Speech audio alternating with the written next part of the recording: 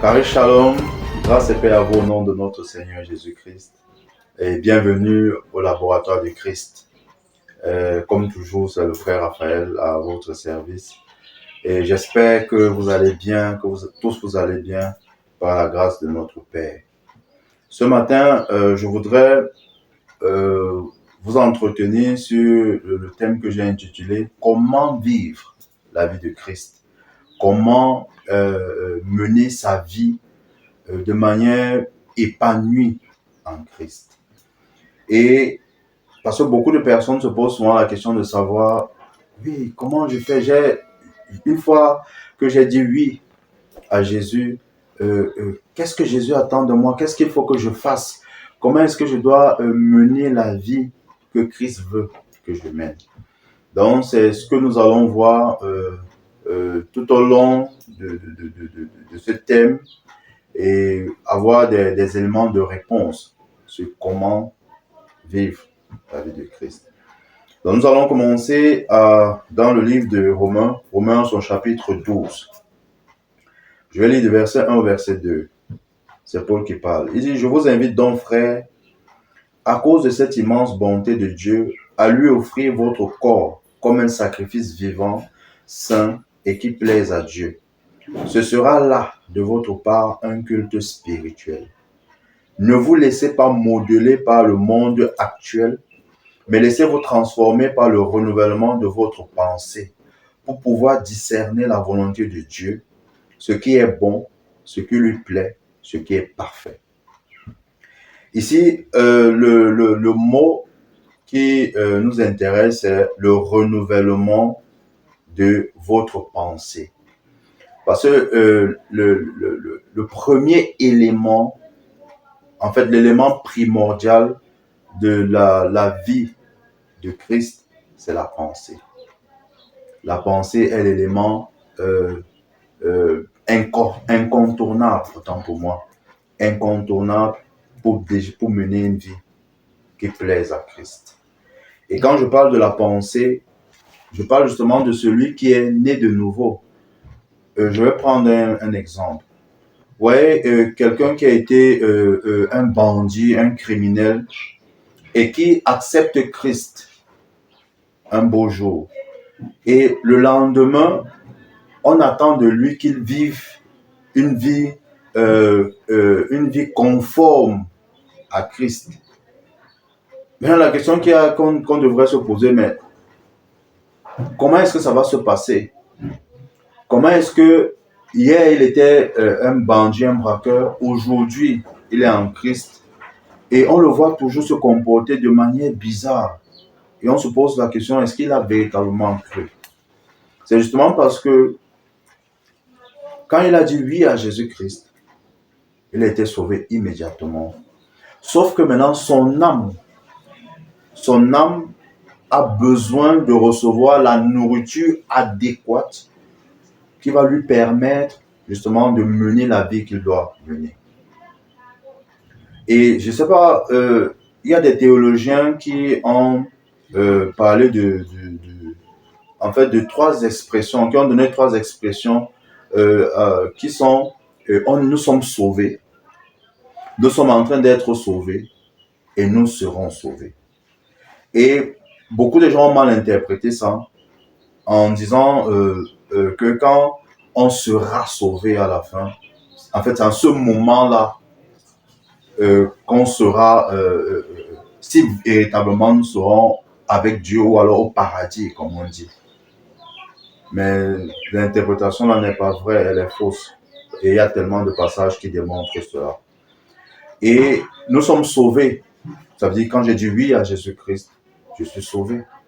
Maintenant, je suis en train d'être sauvé. Maintenant, parle du fait d'être nourri, de nourrir ses pensées jusqu'à devenir ce qu'on est déjà. Maintenant, nous serons sauvés, ou je serai sauvé, parle du corps, ce corps qui est voué à la mort, qui sera changé en corps glorieux, qui va revêtir l'immortalité, tel que Paul le décrit dans 1 Corinthiens 15. Donc,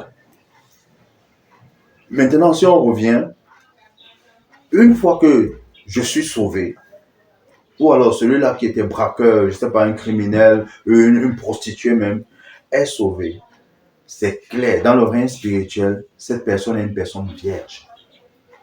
Cette personne est une nouvelle personne qui, qui n'a jamais commis de faute, qui n'a jamais commis d'erreur. Si vous avez suivi les vidéos précédentes, j'ai pris l'exemple d'un espion qu'on envoie dans un pays étranger et dont on change l'identité, oui, parce que on veut l'incriminer, l'accuser, peut-être même le tuer, mais parce qu'on change son identité, ceux qui l'accusent n'ont plus aucun élément pour prouver que c'est lui, puisqu'il a changé d'identité.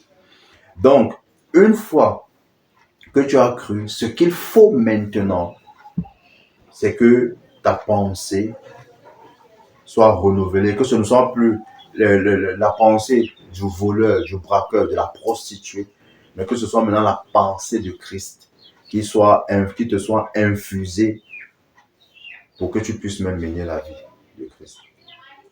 Donc le premier élément, c'est la pensée. Et Paul dit ici que dans le verset 2, il dit, ne vous laissez pas modeler par le monde actuel, mais laissez-vous transformer par le renouvellement de votre pensée pour pouvoir discerner la volonté de Dieu. Ouais, pour pouvoir discerner la volonté de Dieu, il faudrait d'abord que votre pensée soit renouvelée. Et dans le contexte-ci, l'apôtre Paul parle d'offrir, au verset 1, d'offrir notre corps, ou bien nos corps comme un sacrifice vivant saint et qui plaise à Dieu. Il dit, ce sera là de votre part un culte spirituel.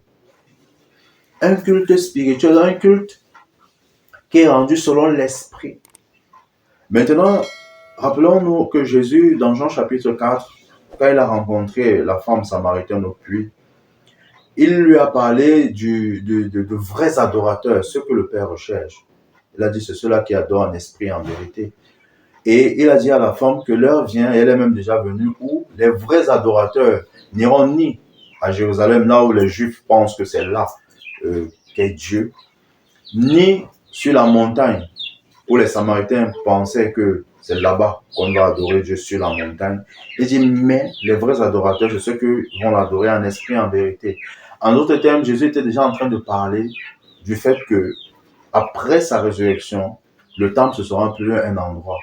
Le temple de Dieu sera plus un endroit, mais ce sera notre corps.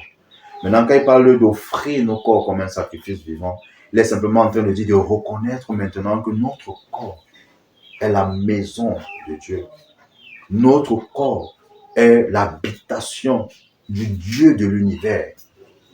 Alléluia. Du Dieu de l'univers.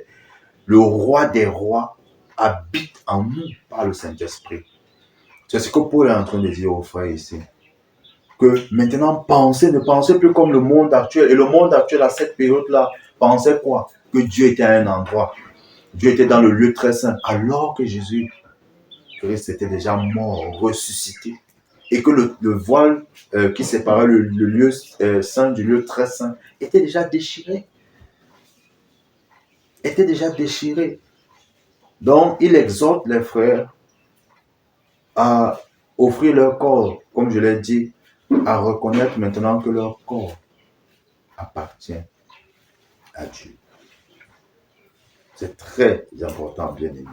Le renouvellement de la pensée. Nous prenons un autre passage dans Romains chapitre 6. Romains chapitre 6, le verset 11 qui nous intéresse. Mais je vais lire à partir du verset 8. Or, puisque nous sommes morts avec le Christ, nous croyons que nous vivrons aussi avec lui. Car nous savons que le Christ ressuscité des morts ne meurt plus. La mort n'a plus de pouvoir sur lui. Verset 10. Il est mort, et c'est pour le péché qu'il est mort une fois pour toutes. Mais à présent, il est vivant et il vit pour Dieu. L'apôtre Paul nous dit dans le verset 10, autant pour moi du chapitre 6, que Jésus-Christ est mort pour le péché. Et c'est une seule fois. Il ne mourra plus une autre fois. Il est mort une seule fois pour les péchés. Et maintenant qu'il vit, il vit pour Dieu. Maintenant le verset 11. Ainsi vous aussi, Ainsi, vous aussi, considérez-vous comme morts pour le péché et comme vivants pour Dieu dans l'union avec Jésus-Christ. Alléluia. Ma version dit, et je précise encore que c'est la version Le Semeur, dit considérez-vous. D'autres versions disent voyez-vous. Voyez-vous comme mort au péché. Vous voyez que ici, l'apôtre Paul est en train de demander à ces Romains-ci de tourner en fait leur pensée, de ne plus penser comme quand ils étaient ces personnes vouées à la mort, ces personnes livrées au péché. Mais ce sont de nouvelles personnes qui ont été rachetées par Christ. Il leur demande de ne plus se voir comme des pécheurs. Combien de fois ça fait mal d'entendre des croyants, ou alors des chrétiens, qui disent « Moi, je suis un pauvre pécheur ». Et la vérité, c'est que quand ils le disent, ils pensent qu'ils sont humbles. Ils pensent que c'est l'humilité. Ils pensent que c'est être sincère. Mais du point de vue de la Bible, c'est la rébellion. C'est la rébellion. Parce que ils sont en train de dire ce que Dieu n'a pas dit. La Bible dit bien que par le sacrifice de Jésus, il nous a rendus justes, saints, irréprochables, irrépréhensibles. Donc, ça n'a rien à voir avec nous, avec nos œuvres, avec ce que nous avons fait, mais c'est avec son sacrifice. Et tous ceux qui reçoivent, tous ceux qui acceptent Christ, deviennent comme il est. Je l'ai noté tantôt au départ en disant que nous sommes sauvés. Ça veut dire que celui qui a cru en Jésus est sauvé d'office. Mais maintenant, pour que ce soit visible, ce salut-là, pour que ce soit manifeste, pour que les gens témoignent, il y a maintenant un processus. Et ce processus, justement, c'est le renouvellement de la pensée. Au fur et à mesure que cette personne nourrit sa pensée de ce que Dieu pense de lui ou d'elle, c'est comme ça, justement, qu'on voit la manifestation. Mais ça ne veut pas dire que cette personne n'est pas sauvée. Donc arrêtez, s'il vous plaît, si vous faites partie de ces personnes qui disent « Nous sommes des pauvres pécheurs » et que vous avez cru en Jésus-Christ, c'est la fausse humilité. C'est la rébellion. Parce que Jésus vous a justifié. Il vous a sanctifié, il vous a purifié. Ce que vous avez à faire, c'est de vous nourrir de la parole, de ce qu'il dit vous concernant. Il dit, considérez-vous comme morts pour le péché. Considérez-vous comme morts pour le péché. Et comme vivants pour Dieu dans l'union avec Jésus-Christ. Donc voyez-vous comme des personnes unies, liées à Jésus, qui n'ont plus rien à voir avec le péché. Oui, je le répète, qui n'ont plus rien à voir. Considérez-vous, voyez-vous. Et je suis persuadé qu'il y a certains d'entre vous qui suivent, on les appelle les coachs, en anglais on parle de motivational speakers. Oui, qu'est-ce qu'ils font simplement? Ils demandent aux gens d'arrêter de penser qu'ils sont des échecs, mais de se voir comme des gars, comme des vainqueurs, comme des gens qui vont réussir, qui vont réussir dans tout ce qu'ils font. Vous voyez, en fait, ils changent leur perspective, leur façon de voir. Mais la parole de Dieu est meilleure, la parole de Dieu est excellente. Et l'apôtre Paul dit, considère-toi, vois-toi comme mort au péché. La pensée, encore une fois de plus. La pensée. 2 Corinthiens chapitre 10. 2 Corinthiens le chapitre 10. On va lire de 3 à 6. Sans doute, nous sommes des hommes et nous vivons comme tels. Mais nous ne menons pas notre combat d'une manière purement humaine. Car les armes avec lesquelles, verset 4, car les armes avec lesquelles nous combattons ne sont pas simplement humaines. Elles tiennent leur puissance de Dieu qui les rend capables de renverser des forteresses. Oui, nous renversons les faux raisonnements ainsi que tout ce qui se dresse prétentieusement contre la connaissance de Dieu. Et nous faisons prisonnière toute pensée pour l'amener à obéir au Christ. Vous voyez, Paul ici, les gens ont utilisé ce passage-ci pour parler d'un certain combat spirituel. Et quand ces gens parlent de combat spirituel, ils parlent du genre tue mes ennemis, poignard dans la colonne vertébrale, paralyse-le, aveugle-le, tue-le, tue mes ennemis. Je ne sais pas, voir le feu sur mes ennemis. Non, ce n'est pas de ça qu'il est question. Et l'apôtre Paul explique justement les armes, explique ce combat. Il dit bien au verset 4 que car les armes avec lesquelles nous combattons ne sont pas simplement humaines. Elles tiennent leur puissance de Dieu. Est-ce que Dieu veut tuer tes ennemis? Est-ce que Dieu... Non. La Bible dit que Dieu veut que tous les hommes soient sauvés et qu'ils parviennent à la connaissance de la vérité. 1 Timothée 2, de 3 à 4. Il veut que tous les hommes soient sauvés et qu'ils parviennent à la connaissance de la vérité. Il ne veut pas tuer les hommes. Alors, il dit Dieu qui les rend capables de renverser des forteresses. Oui, nous renversons les faux raisonnements ainsi que tout ce qui se dresse prétentieusement contre la connaissance de Dieu.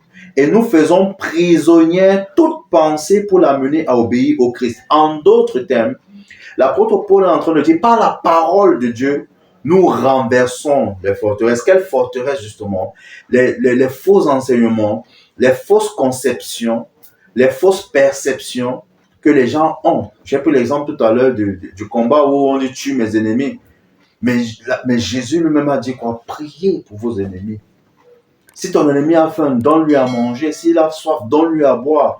Car ce sont des charbons ardents que tu amasseras sur sa tête. Et bien évidemment, encore nous avons mal interprété les charbons ardents. Les charbons ardents veulent simplement dire que quand tu manifestes cet amour-là à celui-là qui veut te faire du mal, tu le mets dans une atmosphère d'amour, de telle sorte qu'il se rend compte après que ce qu'il fait est mal.